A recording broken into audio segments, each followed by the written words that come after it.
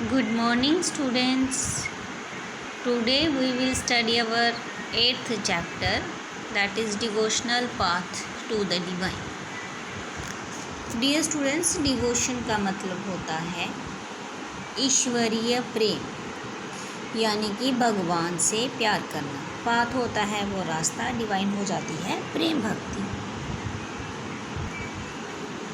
तो हम लोगों ने अक्सर लोगों को पूजा पाठ करते हुए देखा है, भजन गाते हुए देखा है, कीर्तन करते हुए देखा है, कुछ लोग कव्वाली गाते हैं और कुछ लोगों को हमने देखा है कि वो साइलेंटली गॉड का, भगवान का, अल्लाह का नाम जो है वो रिपीट करते रहते हैं।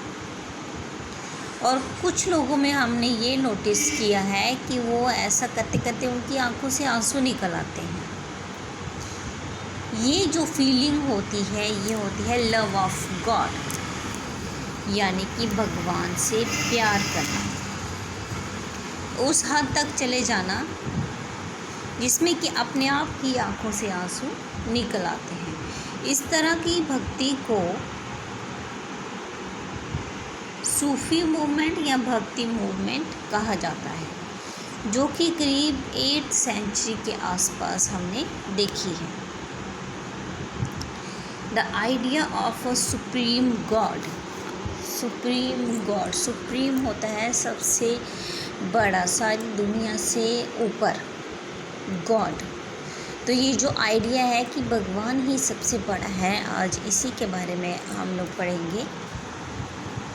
बिफोर लार्ज किंगडम सिमर्स, जैसे कि हमने देखा कि ये जो इतने बड़े बड़े राज्य जो हैं उभर कर सामने आ रहे थे, different group of people worshipped their own gods and goddesses.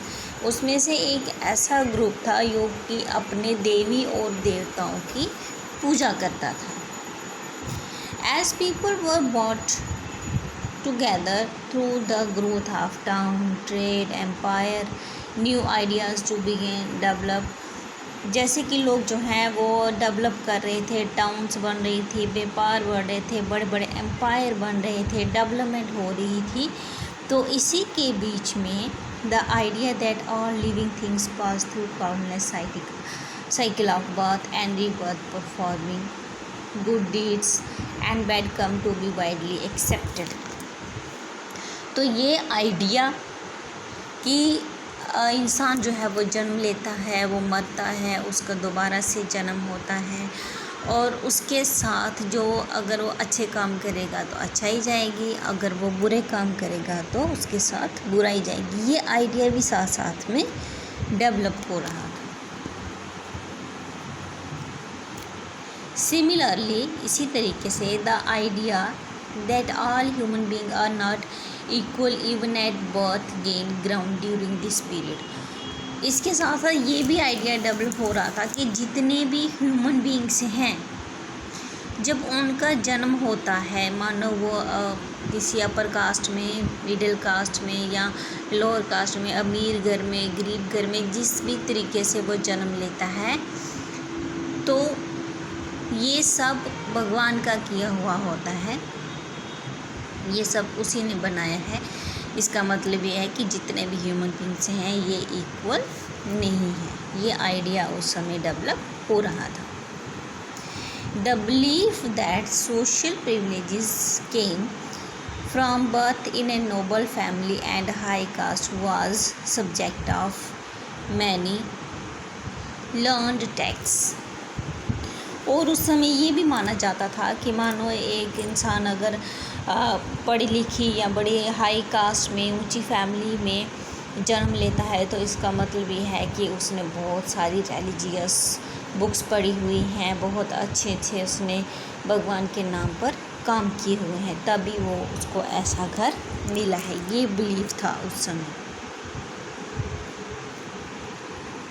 Many people were uneasy with such ideas and turned to the teachings of Buddha and Jain, according to which it was possible to overcome social differences and break the cycle of rebirth through personal efforts. लेकिन इन ideas के साथ बहुत सारे लोग जो थे वो खुश नहीं थे। इसलिए वो लोग जो है गौतम बुद्धा और जैन्स की तरफ अट्रैक्ट हो गए और ये जो सोशल डिफरेंसेस की चेन थी वो इसको तोड़ना चाहते थे और जो ये जो साइकिल ऑफ फ्री बर्थ है इससे वो निजात पाना चाहते थे और ये सोचते थे कि ये ऐसा कुछ नहीं है। Other felt attracted to the idea of supreme God who could deliver humans from such bondage if approached with devotion और भक्ति। और कुछ जो हैं वो इस आइडिया से अट्रैक्टेड थे, आकर्षित थे कि गॉड जो है वो सुप्रीम पावर है, वो सबसे बड़ी पावर है और वही जो इंसान है उसी ने बनाया है, इसलिए बनाया है ताकि वो भक्ति कर सके, वो भगवान से प्यार कर सके। डिवोशन हो जाता है ईश्वरीय प्रेम, भगवान से प्यार करना। तो इसका मतलब ये है कि भगवान ने ह्यूमन बींग्स को इसलिए बनाया है ताकि वो उससे प्यार कर सके, उसकी इबादत कर सके। This idea advocated in the Bhagavad Gita. ये जो आइडिया है ये भगवद गीता में दिया गया है। Grew in popularity in the early century of the common era. और ये उस समय काफ़ी पॉपुलैरिटी से बढ़ा था।